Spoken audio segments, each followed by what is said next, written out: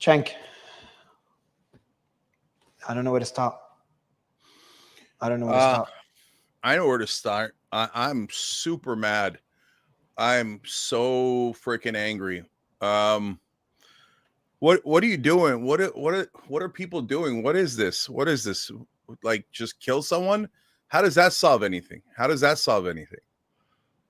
So this is tragic beyond description. I want to read a post. He said, his last post, I was just reading it before we started. That's his last tweet. If we want things to change, it's 100% necessary to politicize the senseless murder of Irina Zarutska, because it was politics that allowed a savage monster with 14 priors to be free on the streets to kill her. Now, I don't want to politicize this. We don't have all the information. But it's hard not to be upset. It's hard not to point fingers. Gad Saad, who I'll be talking to shortly, he said something, and I've never expected Dr. Gad Saad to say this. He said, I felt revenge, and I've never felt that before. That worries me. That worries me a lot, brother. So, number one, shooting someone is the dumbest thing you could do, B, the most immoral thing you could do. So if this was a political opponent of Charlie Kirk in their own mental psychotic heads, well, first of all, you just said that Charlie was right, that you couldn't beat him. And so you had to resort to violence. So idiot, total idiot. Second of all, if you think you're on the left and you do immoral things like shooting people, well, you're not on the left, brother. You're not. That's a super immoral act that any decent person, and certainly anyone on the left or who's a progressive, would be opposed to, vehemently opposed to, morally opposed to. And then what do you think's going to happen? Now everybody's in a rage. And then violence begets violence, which begets more violence. That is among the 1,000 reasons why you should always be against violence. So if anybody thought, I don't like Charlie's positions and it could lead to harm. Well, this is harm. He has a wife. He has a family. So we're not all just pundits. We're also human beings that have real lives and are real people. That's a guy I met who was living and breathing next to me. We agreed, we disagreed, we fought, we got along, but now he's gone forever. So it's just, I understand why people are so mad. And I'm super mad. This is not the way. This is the worst thing you could possibly do. Well, last time we talked about something similar, and David, I want to get your thoughts as well. Me and you talking about the assassination attempt on Trump. And we're talking about the dangers of the polarization we're seeing now. And here we are, I don't know how many months later, we've got Charlie Kirk assassinated in just a horrific manner. And unfortunately, that one was successful. What does that say about the current state of things in the States? I'm still wrapping my head around what happened today. We were this close to this happening in Pennsylvania last year, even though some continue to pretend that didn't happen. It was a hoax. And this is really part of the problem. The problem is political violence, and I don't care what side you're on. I've been posting all day, and I've been deleting posts because the comments are just making me so angry. Because they're like, where was your outrage when Nancy Pelosi's husband was attacked? Where was your outrage when Gabby Giffords was shot? And there are all these whataboutisms, but whataboutisms are justifications. And what you're suggesting is Charlie Kirk lost his life today because he had the courage to speak on issues that were controversial, and because of people's inability to accept a contrarian opinion, they shot him and killed him. I don't know what it means for this country, Mario, because it's no longer safe to speak. How do you live in a place where it's dangerous to speak? Yeah. I don't know. I want to add one thing to what David said. To talk about it's not time for whataboutism. For the folks on the left saying, what about the Nancy Pelosi's husband and all that stuff? Guys, yes, but what about Charlie getting murdered today? Right. So this is not the time for that. This is not the time, okay? So why don't you acknowledge the horrific act that happened today before you get to what about, okay? So, and look, I say to the left, I say to the right, if this violence continues, then what are we doing? Then then our freedom of speech is going to be gone, because everybody's going to be afraid to speak out because they're going to be afraid for their life. So on the right and the left, it can't be a bigger disaster than this. Did you feel fear? Like, I have to admit, the first thing I did was message the team after I saw this a few minutes later, saying, guys, we got to take security a lot more seriously and consider my trips to the US. Now, it could be an overreaction after seeing the horrific video. For anyone that hasn't seen it, I usually don't say watch such a graphic video, but this one, I want you to watch it because I want you to know how bad things have become. Cenk, first, what does that say for someone like yourself, and David, the same questions about the ability to speak freely, the ability to disagree, the ability to argue, the ability to debate? Do you feel that's being threatened for you? Look, it was already a terrible situation. So look, each side has its own horror stories, right? So in our case, honestly, it's the pro-Israel people. They're constantly threatening to kill us. Oh, you're an anti-Semite, so I'm going to murder you. You should be next. I think you support terrorists, so I'm going to murder you. And so we did a segment on all the death threats Anna was getting a week ago. But you see here, this is a right-wing person who has been murdered. So obviously, this poison is on both sides. And so we've got it. The answer isn't more poison. The answer is take the poison out of the system, because we're all going to get hurt here. And now we're like, yeah, Mario, to your point, we're going to have to do a staff meeting at the Young Turks for sure. And I got to run and do all those things very soon. I've got to talk to all my hosts. I've already had a host saying that they're going to cancel a public appearance because we're all in danger. This is madness. This is not America. We've got to get back to America. How do we get back to that? Well, it's like incumbent on both sides to cool things down, right? And so if you're on the left and anybody's being snarky, shame the living hell out of them. How dare you? No one should say one unkind word about Charlie today. If you do, you're just feeding into this, and it's terrible. And on the right, as we say whenever anyone on the left is harmed or shot, do not do likewise. If you do, you're just validating that it was the right strategy. It is not. Terrorism is never the right strategy. David, I think there's like two paths we could take right now for all of us. There's one path is for both sides to be angry at each other. For now, the right being angry at the left. The other side is that both sides, and then the left kind of points fingers, as you said, Cenk. The other option, which hopefully we go there, is that both sides come together and say, all right, we need to change, and we both condemn this, and we both think this is disgusting. As you said, Cenk, no one, no matter how much you might hate Charlie's beliefs, no one should say anything negative towards Charlie, because that will be option two, is that both sides come together. But with the anger, David, you spoke to me offline how upset you are, and Charlie, with the anger you're feeling, being realistic, could that happen? Could we see the positive outcome out of this? Because it's not looking good based on all the comments. The issue, I'm trying to be careful here because I want to have a productive conversation. I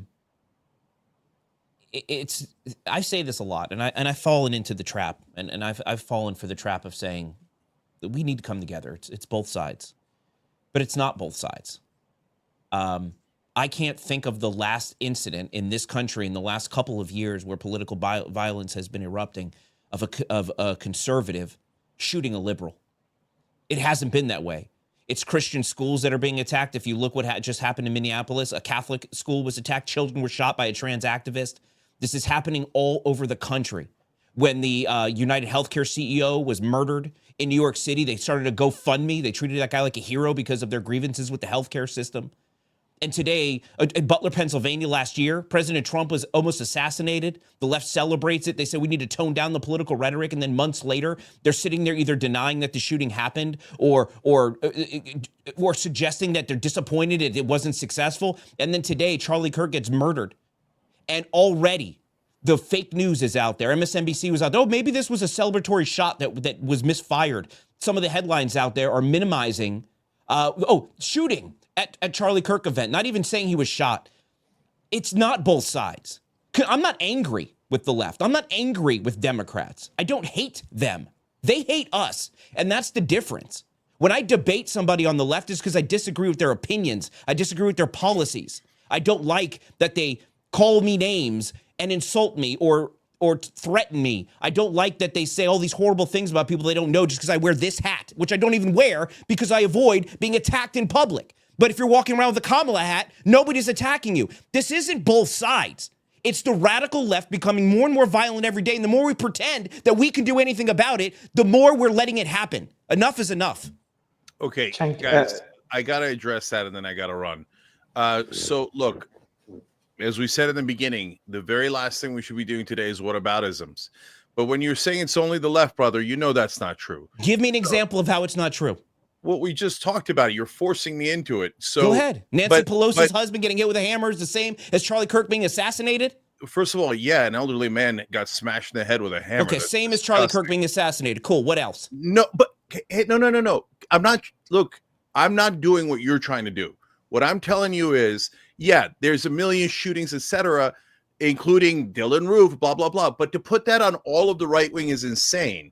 That guy who hit Nancy Pelosi's husband with a hammer is a lunatic. He does not represent all of the right wing. Whoever did this obviously does not represent not only all the left wing, they represent almost none of the left wing. I'm not suggesting, Cenk, that the person who I don't even know. We don't know who the shooter is. He hasn't been apprehended from all. Yeah, we don't even know if they're left wing. I don't even know who he was. He could have been a Republican. He could have been a conservative. I don't know who he is. I'm not suggesting that the shooter was a Republican or a Democrat. I don't know what the motive is. It seems obvious, but I don't know. What I'm suggesting is the violence is being normalized and celebrated by the left, not the right. And that is the issue. There is no condemnation. There's celebration. And that is the point. And you're right, Mario, and you're right, Cenk. We need to talk to did we, before this happened, when Nancy Pelosi's husband got hit with a hammer, did you have to meet with your teams to talk about security and canceling public events? No, because we have to admit that conservatives, even pundits, liberal pundits like yourself, you're not a liberal pundit, but a pundit like yourself, even speaking not on the right, speech isn't safe anymore. And that didn't originate on the right. It's the radical left that's trying to shut down the speech, not just in America, but across the world. And it's becoming increasingly dangerous to have opinions. That's my point. So last thing, guys, is we've got to cool the temperature. If we start raging at each other, it's going to keep egging people on. And for my part, what I'm going to do is I'm going to tell everyone on the left, as I always do, violence is despicable, immoral, and never the correct answer. And if you're celebrating this, you're a bit of a monster, and you are not what you say you are. So if you claim that you're horrified by the deaths in Gaza or the deaths anywhere, right, or the attacks from the right or whatever you're horrified by, well, you've got to be horrified by this. If you can't be horrified by a man being killed right in front of our eyes, then you've lost some sort of moral center. And that's what I'm worried about. And I don't think it's a lot of people. I think it's a tiny minority, but whoever they are, this is not the way. And so I leave you with this. Remember, we're all actually human beings. Charlie was a person. He's now gone. I can't believe he's gone. I can't believe that I won't get to debate him anymore, get to interview him, get to talk to him, have that, ongoing interaction we've had now for a long, long time, because he's dead. There's nothing worse than that. We have got to reel this back in and end the violence. Otherwise, we're all doomed. Cenk, pleasure to speak to you. I appreciate you jumping in with the circumstances. And we've got a journalist that will be coming in from the hospital. They'll be giving us her thoughts and latest updates as well from the hospital. Clint, your initial reaction? Yeah, I appreciate Cenk's words. I think he's right, obviously. The problem is that the frame will be set by the fringes. And to align with David's point, I think that because of the rhetoric of the left, because of the worldview of the left, that you have essentially convinced maybe it's a small percentage of the Democrat voters, maybe it's a half, I don't know, that their opposition in the political realm is not just wrong, they're evil. And words are violence. And this entire critical theory, framework of white people being the oppressor and minorities being oppressed, and therefore you can do no wrong when you harm the majority. All of this is a mentality that has, regardless of what Cenk says, regardless of Rachel Maddow or Gavin Newsom or whoever else comes out on the left and they say, let's not escalate this violence. Let's turn down the temperature. The worldview that they have indoctrinated their audiences into is one of radicalism and violence. And that's the unfortunate reality, is that Cenk can say, let's turn down the temperature. The ground has already been seeded with radicals. And I don't think you're going to be able to do anything about it. I mean, they're going to do what they're going to do. And then really it's up to the people on the right and the fringes of the right not to escalate this and become violent themselves. And I don't know that we can do anything to stop that either. So I'm very, very nervous. I didn't get to say my initial thoughts. My initial thoughts, really, because I wanted to respond to what Cenk had to say, is that, I knew Charlie very little. He was just a good guy, and everyone wants to preface this with, I had my disagreements. Who cares? Who cares about our disagreements in a moment like this? It's, he was a loving father and a good man, and the world is worse off as a consequence of today. And, now to get into more callous political analysis, this looks like a professional assassination. It does not look necessarily like a radical. This is a multi-100-yard shot, and it 180 meters. Yeah, it's. I'm very nervous, and I really want to understand. And this is very preliminary, so we're not going to come to any conclusions here. But there are people that want us to destroy ourselves, and there are people that want this to turn into, a hot civil war. And until we actually know what transpired, I really hope people will take time, think these things through, not behave in a rash fashion. I was actually strongly considering not doing this talk today because it's so fresh, and I want to make sure that I don't say things I can't take back. But I also think that it's important that people who are cautious talk in a moment like this. So prayers to his family, prayers to his entire organization, and just prayers for this country, honestly. So we do have a journalist still coming in from the hospital. She's at the hospital right now to give us the latest updates. Mike, just to get your initial thoughts when you first saw the video, when you first got the news of the shooting, and then later the news of his death. Your mic is not working, muted. Mike. So while you're unmuting, Mike, speak as soon as you unmute, so I know your mic's working. Clint, I do want to go back to the point of the worries of what happens next. Like that polarization, I was really worried after Trump's attempted assassination. Really worried. Again, like the video we saw of Charlie, just I know it's a tough thing to do, but like imagine that almost happens. I want people to imagine that same footage with Trump getting shot in the head. That almost happened.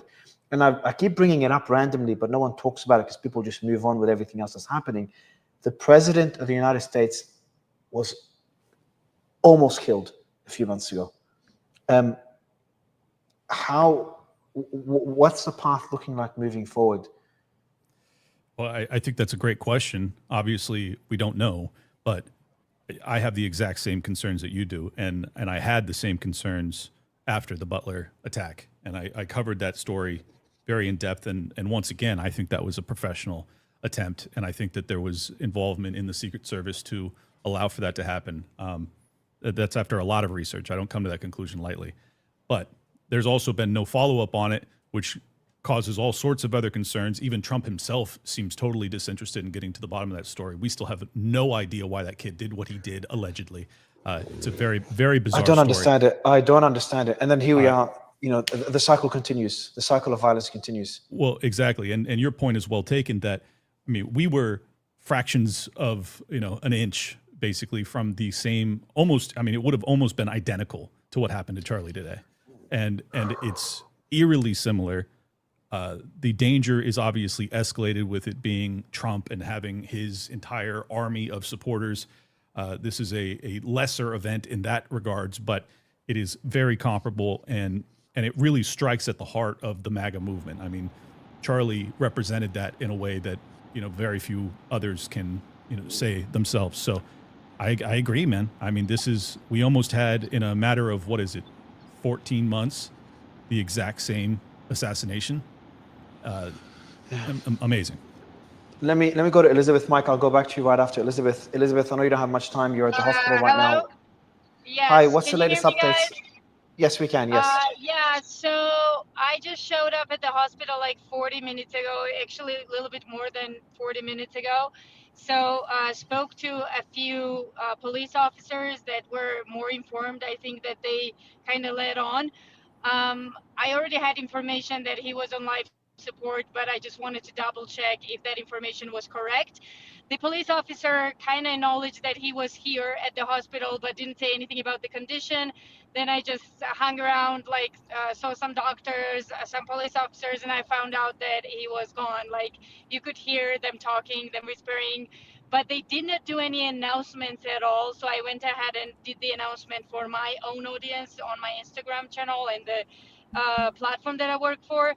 But for some reason, they decided not to do an official announcement, even though they told us originally it was me and I think a few other channels waiting for like good 30 minutes for them to do the announcement. But they told us that they will not be doing any announcements. I don't know why they changed their mind, even though they showed us exact area where we should be standing when they do the announcement. So that was really awkward and weird. We asked like why they changed their minds, and they said we don't have any information to give you. Please leave. And we were like, oh well, you don't decide where we go and how we leave, or if we leave or not. So then to that they just responded that you can just stay and shoot whatever you want, but we don't have any information for you. So what else I managed to find out was that they are not quite sure about the shooter situation, and the case is ongoing. We don't even know if this guy actually shot him, the 65-year-old they're talking about. So absolutely no confirmed sources that, at least not from the local police that I could get. They're saying, That yeah, he, they're saying that No, he he is was not. He's released. not the shooter. Yeah, he's been yeah, released, and the shooter is yeah, still not Elizabeth, apprehended. that's quick question for yeah, you. I yeah. was told there was initial reports that Charlie was put into surgery and that he was stable. Were those reports all completely false? Was he actually alive Yeah, when he got to the hospital? yeah, so I've never heard that he was ever stable. Okay. The initial report that I got from the hospital, and that's again like we had to try really hard to get something out of them, which is very frustrating because the nation is waiting for some answers. So the initial report that I got was that he was brain dead and he was keeping them alive for the family, but it didn't work and he passed away even before I left the hospital. And I'm just on my way back to the studio right now. Yeah, so I got those reports as well, but they did seem. And Elizabeth, thank you so much for giving us those updates. If you have more future updates, please jump back on and let us know. Clint, I did see those Sounds good. reports of people saying he could, he's on life support. He's stabilizing, but anyone that's seen the footage, I think Jessica Exactly. could comment on this. Jessica, from what you've seen, the shooting from 180 meters, and you've seen that blood gushing out. What was your initial reaction to that? I'd love to get your thoughts, Jessica, and then we'll go to Mike if his mic is working.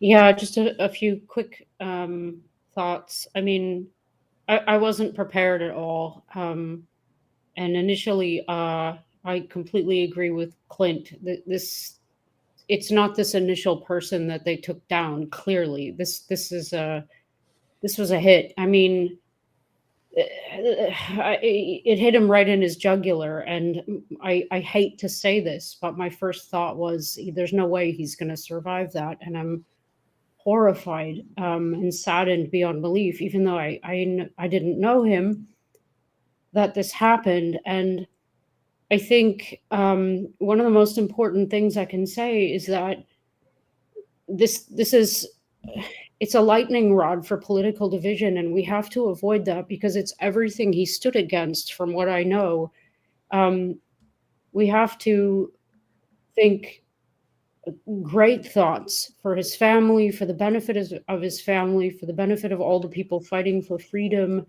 and truth and liberty, and just follow his example in his honor, like to honor his life. I hope people do that.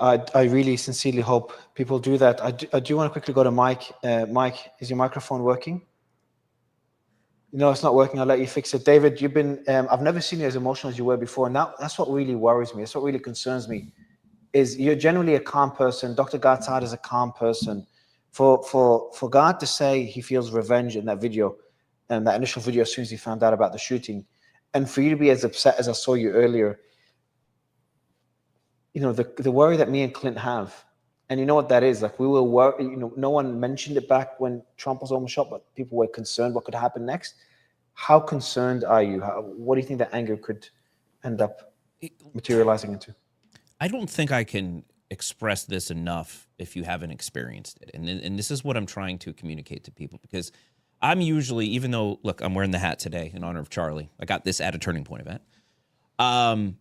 I don't wear Trump hats. I support Trump. I've been a Trump supporter. I've been a conservative my whole life. But when I go out in public, I don't talk to people about politics. I don't wear my Trump hat. I don't, for multiple reasons. One, I don't believe politics should be the center of our identities, and I don't want to also put myself at risk or my family at risk by getting involved with wackos of politics. But here's the important part, and I can't articulate this enough unless you've experienced it.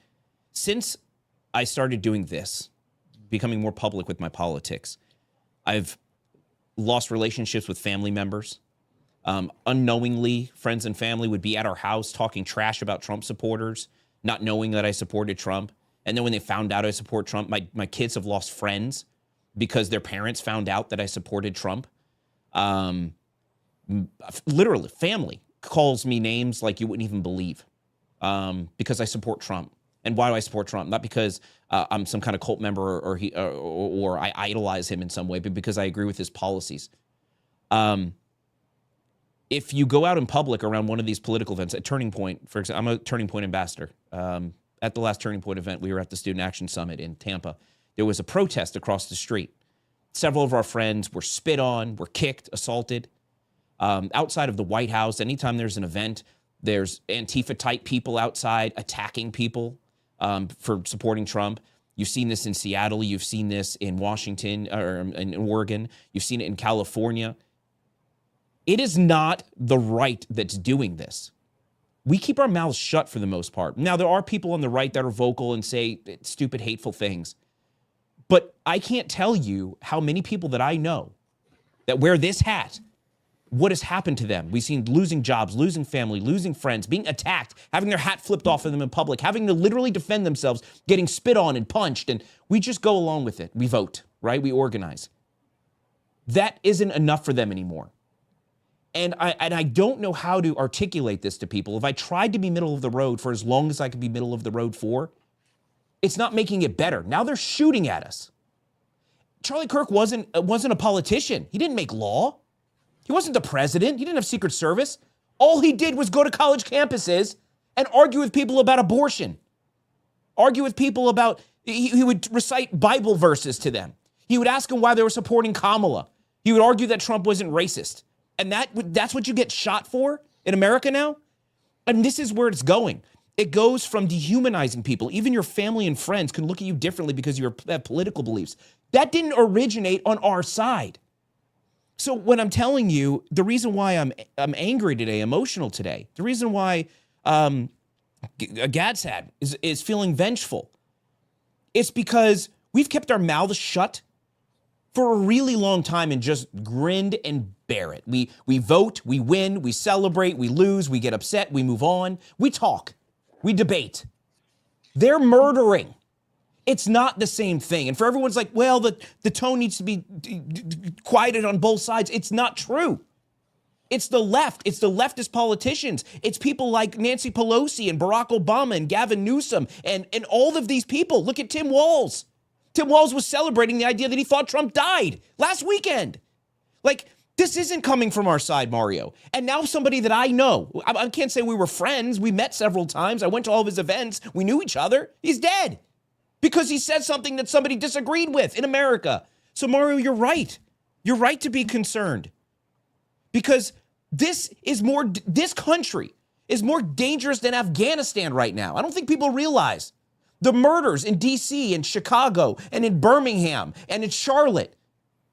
This country is becoming less safe than places that we look down our noses at as places we would never visit.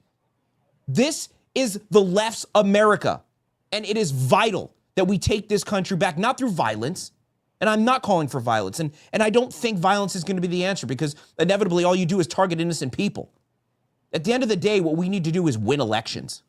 And what we need to do is start condemning people who think they're coy when they say violent things and think they can get away with it. We have to be less tolerant of the left hate. That's the only thing I can say in this incident. I agree with Clint in everything he said. We don't know who the shooter was. And I said that to Jen too. I don't know who the shooter was. I don't know who the motive is. We do have to be aware of foreign intelligence operations in the United States with everything that's going on between Russia and Ukraine and Iran and Israel. And we have to be cognizant that there could be people trying to make us hate each other more. That is no doubt. And I agree with Clint on that. And we can't rush to judgment what the shooter was, what his motives were. But at the end of the day, would it change your stance if we find out the shooter is not, left leaning? No, and I'll tell you why. Because Charlie Kirk was targeted, regardless if it was a leftist or not, an assassin or not, or maybe just a Republican that didn't like him, which I don't think is the case. But it wouldn't change my opinion, because the fact that he became the target tells you what you need to know. They weren't targeting the leader of Black Lives Matter. They weren't targeting Code Pink. They targeted Charlie Kirk. And so that's my point. Didn't the leader, is it true that the leader, I saw it somewhere, but I've been too busy with the Qatar strike, someone in BLM said that they have the right for violence, something along those lines, after the event that happened a few days ago They say that all the time. The left owns that kind of rhetoric. I mean, this is what's frustrating to me, Mario, and then I'll land here because I know other people want to comment. What's frustrating is this is the type of rhetoric that comes out of their side constantly. And we just kind of, whatever. But it's getting serious now. And I don't know what we do. I really don't. Well, that's the point that I started off with, is that exactly that like the worldview of the modern left, by and large, is one of radical violence, because the narrative is that they have been oppressed. And if you've been oppressed and you're a victim, you have a right to defend yourself. So when you say words are violence, and Charlie Kirk is challenging the trans orthodoxy, well, then he's fair game. You can take a shot at the guy. And I'm just look, this is not everybody. I'm not saying everybody, but I'm just saying that's the reason that there's justifications for this type of violence, is because of the worldview. But do you think it is political, Clint? So David's point that this is mainly the left that is being violent right now. And I want to read Charlie Kirk's. I just retweeted it on my account. His last tweet. I'm just going to read it out for you. I said it to you earlier, David. I just retweeted it. I can't find it now. Oh, there it is. So this is Charlie Kirk's last tweet. He says, "If we want things to change, it's 100% necessary to politicize the senseless murder of Irina Zarutska, because it was politics that allowed a savage monster with 14 priors to be free on the streets to kill her." So politicizing events like this, could that help actually solve the problem? And obviously, this is a pretty vague term, politicizing. But if you say, hey, you know what? It is politics that caused this. I'm not saying it is. I'm saying if this is your argument, and if we find out that the shooter was left-leaning and disagreed with the political stance of Charlie Kirk, if we do politicize it, would that allow us to face the problem head-on and try to find a solution to it, instead of trying to avoid politicizing it? But let me politics isn't a bad word. And this is something that I talk to people all the time when they're like, oh, I don't engage in politics. I'm like, well, why? Well, politics is bad for all these different reasons. But politics in and of itself is not bad. It's the way people handle themselves in the political realm. When Charlie Kirk says we need to politicize what happened in North Carolina, what he's suggesting is we have to take a look at the policies of the elected officials in North Carolina that led to having the magistrates release the killer onto the train that inevitably murdered that young woman because of a failed mental health system, failed criminal justice system. There's politics in that, because people elect those people who make those decisions. So of course it's political, because those political policies is what led to that death. And that's what he means by that. It's not rhetoric in a negative sense. It's this, of course it's political, because these policies are the things that are leading to these outcomes. Clint? Yeah, look, I mean, the fact that Charlie said that it's okay to politicize a murder, and it was a gruesome one comparable to the gruesomeness of his own, I guess he was prophetic in saying that, and he would probably want us to talk about this. Personally, in my nature, I don't want to do those things. But I do think there are moments where there are acts of violence and murders that are catalysts for major political change that are necessary. I mean, America has a lengthy history of this, from Martin Luther King to JFK. There's so many examples. So regardless of how I feel about it, it's going to happen. I mean, the public is going to take this in a political lens, and they're going to respond in a political way. And the question is, what will that way be? My hope is that it doesn't become overt violence and tit for tat violence from the fringes of the left versus the right, because I just think that ends up in utter disaster and ultimately the diminishment of our liberty and freedom and prosperity and security and everything else. And I'm very nervous that's the path that we're on. Just to kind of back up a little bit, I'm in this world. I'm good friends with Tim Pool and Dave Smith. The first people I texted after I heard the news, after I saw the footage, was Dave and Tim. And I told them both to get security. Like, I know Tim's already got security. I don't know if Dave does, but I told them both, you guys need to avoid, even people will say it's cowardly, whatever, I don't care. I told them, I hope you guys will avoid public speaking for a few months.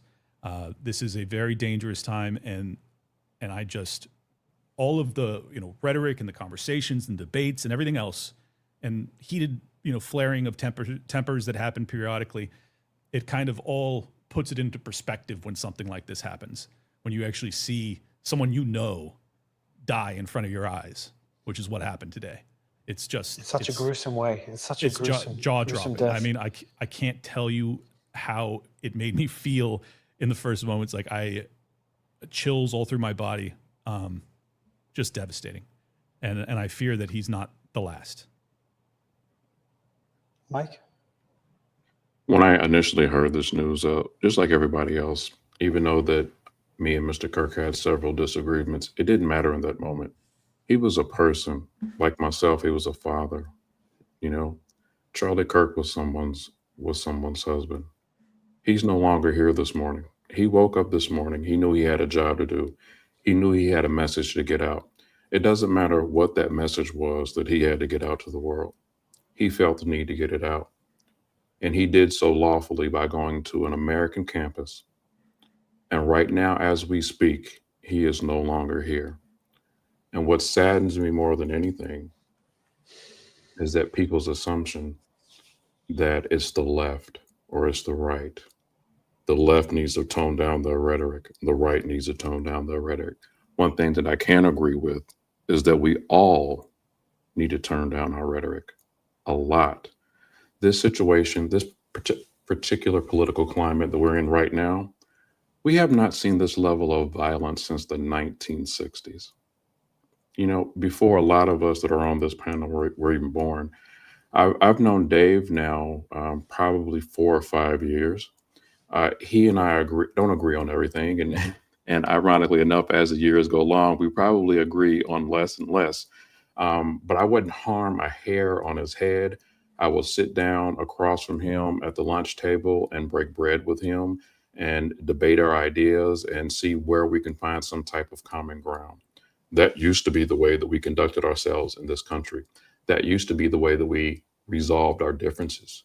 We broke bread. We didn't load up our firearms and shoot bullets at each other in anger.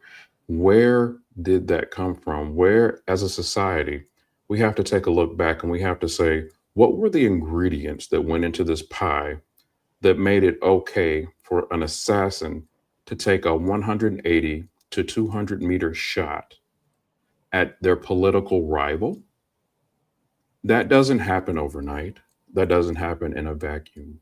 That didn't happen with the election of Joe Biden. Probably didn't even happen over the election of the first Trump presidency. That type of hatred, that type of unmitigated evil, that happened a long time ago. And a lot of us that are in the political sphere, a lot of us operatives, we all have blood on our hands. And if you can't look yourself in the mirror, if you can't look at yourself in the mirror and see that the blood that you have on your own hands, then shame on you, then shame on all of us. This isn't a left-wing problem. This isn't a right-wing problem. Yeah, I've heard people on the left say some terrible stuff, some things that I myself would never say. I've also heard people on the right say some awful, terrible stuff, but today it doesn't matter who is saying it. What matters is somebody's father is in a body bag right now. And if that does not hit home to you, and if you don't realize that that could be you next, many of us on this stage, we don't have the same following that Charlie had, but we have a following, and we have an obligation to the people that listen to us. We have an obligation to tell them the truth. We have the Um, obligation to stop spinning and giving them our own narrative. We have the obligation to report the facts as they are without our own emotion, without our own agenda, and give it to our supporters the way it is. Charlie's Kirk death was pointless, and I'm just appalled by the entire situation. um, I want to go to you. I've just got some information, Clint, that I think you can comment on if I know your background well enough. So do you know much about the rifle that could have been used for this? And considering it was shot about 180 to 200 meters away, and there's just been a report here that they've geolocated that the shooter was positioned in the Lucy Center marked in black. I'll ask the team to post the image on my Twitter account, specifically in the vicinity of the Intercultural Engagement Center. This means that the shooter fired a singular shot from approximately 200 meters away into the center, into where Charlie Kirk is sitting. So from that shot, from what we've seen, from what we know, Clint, which is not much yet, what does that say about the shooter? Yeah, no, I am not a gunsmith by any stretch, but I do own firearms, but I'm not an expert. I'm a weapons expert. I can chime in if you need me. Perfect, Mike. there. Beautiful. Let's go, I was Mike. hoping. Please. Yeah, Mike. Okay, so from that distance, we say 100 and 180, 200 yards, 200 meters. From America's most common rifle that we use is the AR-15. A lot of people think that stands for assault rifle. It doesn't. It stands for Armorlight, the company that made it. A 200-meter shot for somebody with a decent amount of experience, I would say a first or second level or second year shooter, that would not be a difficult distance at all. When we're talking about professional, and not gain you, it's not the easiest shot in the world, but most of us long range shooters, we set our scopes, we set our optics to hit 0 at 100 yards. And then we use hold and elevation and other things to hit beyond that. So a 200-yard shot isn't good. When we're talking about a professional assassin, we're typically talking about distances of about 400, 500, 600 meters and greater. This shot could have been taken with a standard. The weapon of choice would have been an AR-15 because in this country, they're readily available. I wouldn't use like an AK style platform. If you're worried about escape or getting away, you might want to use some type of suppressor, although the statistics on using suppressors in a crime in this country are extremely low. They're almost never used. It's an NFA item. You have to go through a separate background check, plus pay a $200 tax fee to the U.S. government. It didn't but sound this suppressed shot, to me. Did you think it was suppressed? no, pretty it didn't loud. sound suppressed at all. Okay, yeah. But this shot could have easily been taken by, and it doesn't take a very expensive piece of kit to accomplish this dastardly deed. You can make this type of shot with a $200 optic and a $600 rifle, unfortunately. Oh yeah, no, $1,000 gun will get that job done for sure. But And it doesn't there's- take a professional shooter, in your opinion. Clint, I'll let you comment as well. Sure. Does it need to be a Absolutely does professional not take a professional shooter to make that shot. I just take someone with some practice. Someone that has grown around, that has had firearms in their home and they've grown up shooting, can absolutely make a 200-yard shot with a qualified rifle. But Absolutely. yeah, but I mean, the difference is that this is high stakes. It's basically the same thing that happened at Butler. If you believe that it was the lone gunman theory, well, he missed. He had basically the exact same shot. It was a 200-yard shot that he grazed his ear. So I just wanted to mention also, there's footage going around from OSINT accounts on X right now that show a man running across the rooftop. Now, from my vantage, it looks to me like, especially with knowing the distance, it probably was shot from the rooftop, but we don't know for sure at this point. I will say though, if Charlie had David can confirm this, but I'm pretty confident I've seen his security detail. Charlie, because of the nature of what he was doing, had a pretty decent security detail. So there is a chance. I've got Clint, I was just bringing to you. I'll read it now quickly. The team posted on my account just a couple of minutes ago. They said, I'm trying to find the source as well. An eyewitness said there was only one eyewitness, according to the BBC. There was no security at the Kirk event. Eyewitness Adam that's Bartholomew said he was shocked by the lack of security at Charlie Kirk's event in Utah. There was confusion and people started scrambling for the exits. He said that anti-Kirk protesters were chanting profanities before the shooting, while Kirk supporters chanted USA. Quote, several people are in tears. Nobody stopped me or searched my bag. So he was saying that security was not. That's one eyewitness. Yeah, I think that's my guess is that's wrong. David, you've got a lot of experience with it. Your mic's muted. What do you think? And by the way, David, I know you're on top of news as well. Sorry, I didn't. Yeah, I didn't mute my Feel mic. free, Charlie, David. Feel free to jump in whenever there's news as well. Feel free to jump in. Yeah, I'm watching the news. So I don't know about this particular event, but a lot of these events, there's Charlie's security is personal security. Like, so nobody rushes up to him, attack him, or assault him, or throw shit at him. They don't search the bags of the people attending. They're held. The idea of what he does is he has an open forum for people to come and debate him. And that's what he was doing from the very beginning when he was sitting at a folding table at a campus by himself. I mean, that was always his brand. Prove me wrong. Come change my mind about my policies. So he doesn't have the type of operation that you would see, even at Turning Point. I don't even want to go any further telling you, but I'll tell you. So what I'm going to say is it wouldn't be common for people's bags to be searched that would just be walking around campus. It wouldn't be common for there to be like magnetometers to just even watch him speak. That wouldn't be common for this type of an event. No, the specific question I was trying to get to is there is reports, in fact, video, I just shared it on my X feed at Liberty Lockpod if people want to check it out, of a man running across the rooftop immediately after the shooting. So as you're saying, he had personal security detail. He would not have had there wouldn't be people on the rooftops, counter sniper. No, he's nobody. Well, then it was almost certainly the assassin that's running across that rooftop. Well, yes, but and I wanted to say something about this in comparison to Butler, which is why I think this is somebody with actually a little bit more training. It's not a difficult shot at 200 yards. Mike's absolutely right that it's not difficult for somebody to make a shot like that if they have a good scope and a rifle.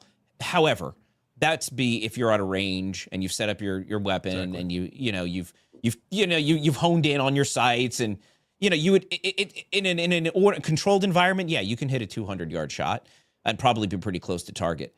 But what was interesting here, and I want to compare it to Butler for a very specific reason. In Butler, now the shooter was confronted right before the moment of firing, which is why I think was one of the reasons why he might have missed his mark. And but what I found interesting between what we just talked about with Charlie's event and Trump's event, the Butler shooter, and think about this, if this was an amateur, if this was your big hurrah and you were angry and you were like, now's my opportunity, I got this $600 rifle and I got this $200 scope and I'm going to become a hero. How many shots would you fire? And that was the interesting thing. In Butler, he fired about 7 or 8 rounds in order to hit his target, and he missed except for a couple of innocents that he killed. This guy took one shot. It was on target, and then that was it. He didn't shoot twice. He didn't shoot, you know what I'm saying? It was one single shot. It almost as if he watched to make sure the shot landed on target and then bailed, which makes me think that this person had a little bit more experience to have that composure to not fire multiple times. Because whereas Butler, there was 8 shots. Correct, 8 shots. And that, so my instinct is on this was that this person was a more professional than an amateur and waited to verify that what the shot they took was successful. And if you watch the video, which I don't recommend anybody doing, and I can't get it off my X feed, and I wish people would stop posting it, you can tell he was on target. And anyway, so on that note, yes, I think whoever took this shot was trained. I don't know if it's necessarily military trained or assassin trained, but this person was trained well enough and calm enough to fire a shot, ensure that it was on target, and then run. So that is not something an amateur does. If somebody who's never shot somebody before, you wouldn't sit there and fire one shot and then just run away. You wouldn't risk your life and put all of that on the line to get one lucky shot. It would be a spray. And in every instance where there's mass shootings or murders or crime scenes like this, it's always multiple shots. This was one shot. So that gives me even JFK, there was multiple shots. Correct. Even in the government story. Yeah. So that, I mean, Mike, I don't know if you agree with me or not, but I mean, that would give me the indication that this was probably a professional. I mean, you're definitely not wrong with those assumptions. But when you're in the long range shooting game, there's a lot of different variables to take into effect. There's if it's extreme long distance, there's the Coriolis effect. The curvature of the Earth, the way it moves. We're talking about humidity.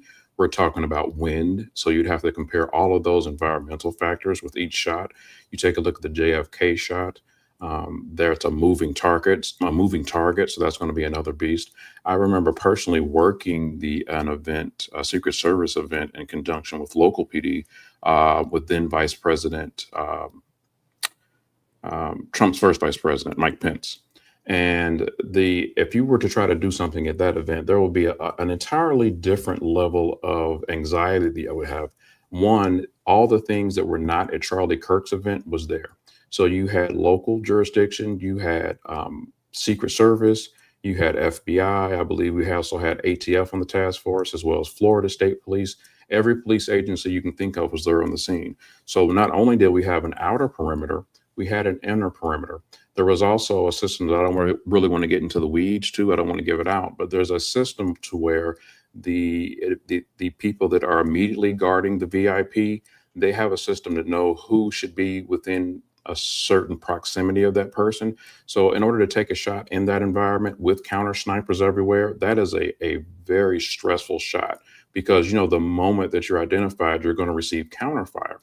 In the situation like where Mr. Kirk was slain, a situation where there was no one checking bags, there's no counter snipers in sight, that is a much more lax environment. I'm not going to rule out that this was not a professional job, because again, I don't have the facts in front of me, but taking that shot there where Mr. Kirk was slain versus where President Trump was shot at, or even the JFK assassinations, two completely different animals. No, Gentlemen, I want to. Go ahead, Sorry, I want to ask a question that's coming up from the audience here, and I'm going to go to Clint first. And by the way, David, as we always do, jump in whenever there's news, because I know things are developing. Like, for example, I'm watching. Yeah. There's one thing came in, it's speculation, but someone posted, and let me see who it was. Who posted this? There it is. Eric Doherty posted the following. He posted a screenshot of an account called Omar. 24 hours before the shooting, he posted the following, that random account called Omar. Charlie Kirk is coming to my college tomorrow. I really hope someone evaporates him, literally. And then right after, he posts again, let's just say something big will happen tomorrow. So as I said, obviously it's pure speculation, etc. But everyone's trying to pinpoint who the shooter is, and there's going to be a lot of these reports we see every time. I do want to ask you a question, Clint, that's coming from the audience. There's a lot of people worried that we could see protests on the streets after we saw, David is an example of how angry people are. Do you think that could happen? Do you think, protests, the question is, could we see riots like BLM type riots, but for Charlie Kirk? Is that a worry of yours? I don't think it's a worry, just put my position clearly, but sure. Maybe. Personally, no, I don't believe so. The one thing I've learned about the right, even when I want them to protest, they won't. As evidenced by the lockdown era, they didn't get in the streets. The vaccine mandates, they didn't get in the streets. I was out there with like a dozen other people. There was hardly anybody that cared at all. So my guess is no. Now, this is unique in that, Charlie had a fairly passionate following, and perhaps, the gruesome nature of the footage is enough to get them in the streets. Honestly, I don't know what's better. I don't know if it's better for them to not, or it's better for them to. It'd probably be best if they would protest, but do it in a peaceful fashion. But I'm probably asking too much. And also with agent provocateurs and everything else, it may just be better if people don't do it at all. It's very complex at this moment. Yeah, I agree with Clint. I don't think our side doesn't do that. And this was the point I was making with Jenk earlier. We don't take to the streets. We don't riot and burn cars, and we don't. And I know what everybody's saying that disagrees. Oh, what about January 6th? Other than that demonstration, which we're not going to get into today, this isn't what the right does. We don't go out and mass protest. And this is what I was trying to say. Like, if this was, and a lot of people were saying this about the Charlotte killing as well. If the shoe was on the other foot, if that was a black child that was killed by a white man, and somebody heard an utterance of something that seemed like a racial slur, there would be demonstrations. There would be riots. Maybe not riots, but there would definitely be demonstrations. Our side doesn't demonstrate. Whether you get pissed about it or not, it's just not what we do. So I don't think you'd see that from this. know what our side's going to do. I don't think there's going to be violence from our side in retaliation either, though. I know. I don't think so. I don't think so, but I don't think like one thing is like the feelings that I'm going through now. It reminds me of what the Trump's attempted assassination is. That at the beginning you're full of anger, and then some people say some crazy things, and you start to worry there's going to be protests. There's going to be people burning cars on the streets, and then what happens afterwards is, even in my opinion, even more dangerous. And then it becomes reality. It starts to settle in, and then afterwards it just becomes normal. Trump was almost assassinated. Oh, we forgot. We moved on. What's on TV today? What else is on the news? What happened in Gaza? What happened in Ukraine? And I worry the same thing will happen now. It's like a lot of focus is on this issue now, but this is going to become, kind of, hey, Charlie Kirk was killed a few weeks ago, a couple of months ago, and then we just move on with our life, and the issue is still unresolved. That's what worries me, is that over time these things are getting normalized. And if that continues to happen, and Mike, maybe good to get your thoughts on this because you weren't there when we discussed it earlier. What does the future look like? And more importantly, what is the solution? Like, it's easy to say, let's stop polarizing. Let's stop saying left versus right. But it is becoming reality now. That's one of the things that concerned me. And that was one of the reasons, I guess, one of the reasons I was having audio problems, because I rushed to the set so fast. I wanted just to get on and talk as soon as I absolutely can from this, from center left, from this perspective. Enough is enough. Someone has lost their life. It's really easy to say that we need to tone down the rhetoric, we need to do other things like that. But it's more than that. Rhetoric is the byproduct of an idea. We all have different ideas, and we all have different ways of executing them. But what I continuously hear is us versus them, and no disrespect to the guys on the panel. I've known Dave for a while, much respect to you. But it's a lot of us versus them. Our side doesn't do that. We're not, in my humble opinion, today we're not sides. We're Americans. And that's what we always need to have in the forefront of our mind. We're not left, we're not right, we're not blue, we're not red, we're not purple. We are red-blooded Americans that used to look after each other. We used to debate tax policy. We used to debate what was the best place to get apple pie in town. Those were the most heated debates we used to have. And now we're taking rifles and taking each other out. This is not acceptable. This will not be tolerated. I hope, and I pray that neither side uses this as a catalyst for violence. I do not want to see troops deployed into our streets. I do not want to see people seeking vengeance. I don't want to see innocents hurt. I don't want to see that type of situation that we saw in the 1960s, where you have water hoses and canines put on people. I do not in any way want to minimize what happened here. I do not want this swept into the rug. I don't want this just to magically go away. This is something that we need to talk about, and we need to talk about for several days, weeks, months, whatever it takes to get this problem down. But we need to talk about it with our mouths, not with our fist and not with our weapons. There will be a press conference. I just want to tell the audience there will be a press conference at 4 p.m. So that's in how long? What's the time now? In 45 minutes, I guess. Correct, David? Well, it was what are we talking about? Mountain time? 4 p.m. Utah? Yeah, Utah. Yeah. That'd be 7 o'clock in 45 minutes. 45 minutes. It will be live streaming it on the space. No, it's Mountain. No, just that'd be Mountain time. Yeah, so that should be at 6 o'clock. So they're late. Yeah. Okay. All right. Yeah, go ahead, David. You're jumping in. No, and if I may, Mike, and I appreciate the kind words, and the thing is, that's why we get along, because you're reasonable, and we can debate. You and I can disagree on tax policy or abortion policy or even gun policy or apple pie. Although I think we'd probably disagree if I take you to the place that I know. But the thing is, you and I can disagree. But you say we a lot. But I don't think you're talking about we, because when you and me talk about we're talking about we're talking about America, we're talking about the red, white, and blue. When I say our side, I'm not talking Republicans. I'm talking about those people who still believe in America and love America and don't hate this country. The reality is, whether it's a vocal minority or a larger than that minority of people in this country who hate this country and hate anybody who stands in their way. And we have seen this on display. And so when it's not we that are becoming violent, it's not we, it's them. And whoever they are, and I'm not saying they're Democrats, I'm not saying they're liberals or socialists or communists, I'm not labeling who they are. But there's a growing faction in this country that is resorting to violence, normalizing the violence, like Mario alluded to, that it's just, whatever. And you can go to the several examples. I mean, we had children shot at a Catholic church at school the other day. It was a trans activist, and the media couldn't get out of their own way to start defending the shooter and attacking the people that were attacking the shooter's identity. So this is what we deal with time and time again. It's not we, it's not us, it's them. And if we're ever going to save this country, we can't tolerate them anymore. But it's in the media. And go ahead, Mario. No, finish your statement. Yeah, but this is why we're going to forget about this. Well, we're not going to forget. I'm not going to forget. I'll never forget. But in 2 months, the reason why that we'll be talking about something else is because the media will pivot from this point very quickly because it doesn't support their narrative. If the shooter turned out to be a Republican, they'll talk about it for weeks. If it turns out to be... It's crazy that we just that we don't know who, the full story behind the assassination attempt on President Trump.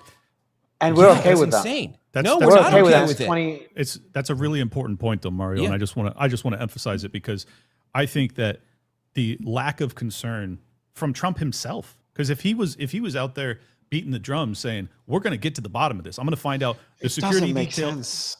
No, it doesn't make sense. I mean, his life, he was this close to dying, and he seems totally disinterested, which makes me think that he knows what actually happened, and he doesn't want to talk about it. But my point is, maybe this doesn't happen to Charlie if we get to the bottom of that and we understand the, whatever agency or who knows was behind the Trump attack. But I think that your point is well taken. We cannot let these types of things be normalized in this country, regardless of who takes the fall for being the trigger man. We need to know the entire ins and outs of how these operations get ran and why. And we do not know that about Butler. And Clint, I'm sorry. I just wanted to add real quick to your point that as a candidate for public office and someone that caucused with the Democrats, believe it or not, I've had threats against me from both Democrats and Republicans. It does happen. That's all. Oh, no, there are people on the right that are crazy and say stupid things and do stupid things. But the left is unfortunately, and then this is my point of today, and I'm calming down, Mario. But this is my point of this is like therapy. It's like group therapy.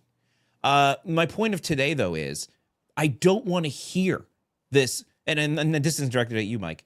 I don't want to hear, well, all of us need to calm down. All of us need to tone down the rhetoric. All of us need to. This is on all, because it's not. And look, we don't know what happened today. And I'll admit that we don't know what happened today. But I don't think we can ignore the fact that it seems like every time there's one of these incidents, it's not the side that I'm on. I'm saying that for you. And we have to address this. We have to call it out what it is, because you can't fix a problem unless you identify it. And we can't, and in my opinion, I don't think we're identifying the problem enough and calling it out for what it is. And we can't say it's unacceptable if we're not willing to say what the problem is. But I'll land there. So the team is hounding me, David. They need your help on the space. There's an ongoing space, and that'll probably go on for a while. Okay. And so anyone that wants to keep listening to all the updates, I'm sure Clint and Mike, if you have time to jump on as well, it'd be great to continue the conversation there. They'll be streaming the press conference. The CNN just said, according to federal law enforcement officials, just to be clear, we don't know who the shooter is. They have not identified a suspect in the shooting death yet. So the suspect is still on the run. Has to be clear for everyone. But we'll see you all on the space that's ongoing right now.